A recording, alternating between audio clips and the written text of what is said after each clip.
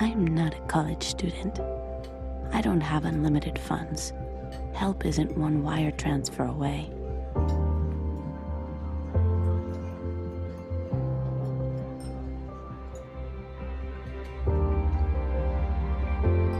I'm not just a college student. I'm a Strayer student. Over 100,000 graduates, over 120 years of making it possible. Strayer University. Yeah, I got a good vantage point. There's nobody out. It's sinking still. No, I don't see anybody.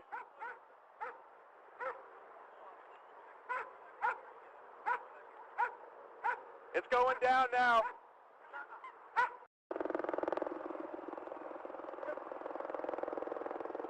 I hear him yelling, I think.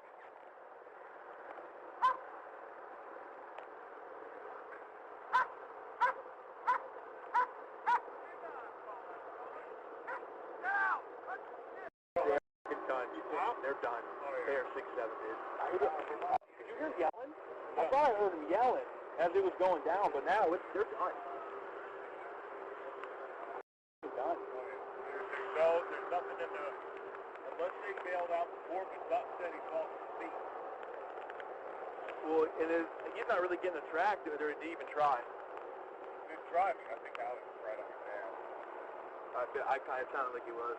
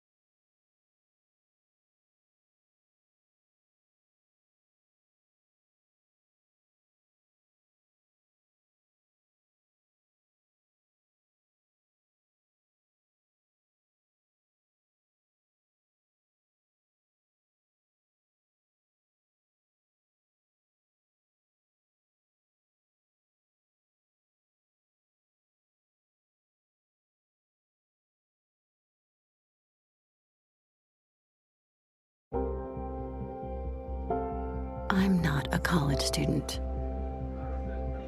I can't rely on my parents for support. I'm a parent who supports.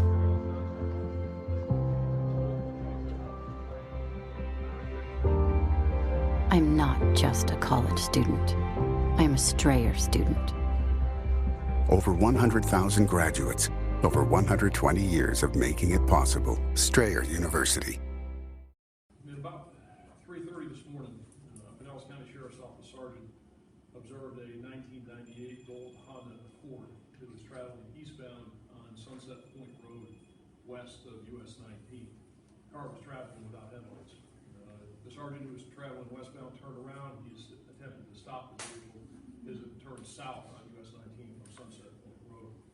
The vehicle refused to stop, and consistent with Pinellas County Sheriff's Office policy, the sergeant did not pursue the vehicle, and at that point he was unable to obtain a tag number on the car. That vehicle continued southbound and it ran a red light at US 19 and Drew Street. The sergeant turned around, going northbound, and was totally disengaged from the vehicle. Another Pinellas County Sheriff's Office sergeant was south on US 19 in an unmarked car in the area of Almerton Road. He observed the car a short time later. It was traveling within the speed limit and normally driving. Because it met the description of the vehicle that had fled from the sergeant a short time previously, the second sergeant got behind the vehicle and he was able to obtain the tag number. He ran the tag and found that the vehicle had been reported stolen by the St. Petersburg Police Department. The sergeant did not attempt to stop the vehicle, and he followed it, waiting for other units to attempt a traffic stop. The car continued southbound and was driving normally, even stopping at red lights. There was no pursuit, and the sergeant was far enough back the driver may not have even known that she was being followed. The vehicle eventually ended up at US 19 and Gandy Boulevard, where it stopped at the red light to turn east on Gandy from US 19.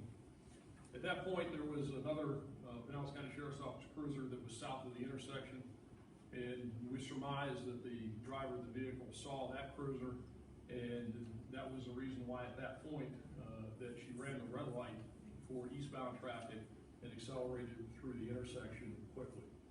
The sergeant and other units followed and then saw the vehicle stopped at the side of the road at Gandy Boulevard and Frontage Road, which is where, for those of you that were out there this morning, that's where you turn south off of Gandy to get into the cemetery. The vehicle paused there for a few moments and then proceeded south and east onto Frontage Road, heading towards the cemetery. It's a dead-end area back in there, and our units knew that there was no way out. The Sheriff's Office units followed the vehicle as it entered the cemetery, and it was traveling at about 30 to 35 miles an hour.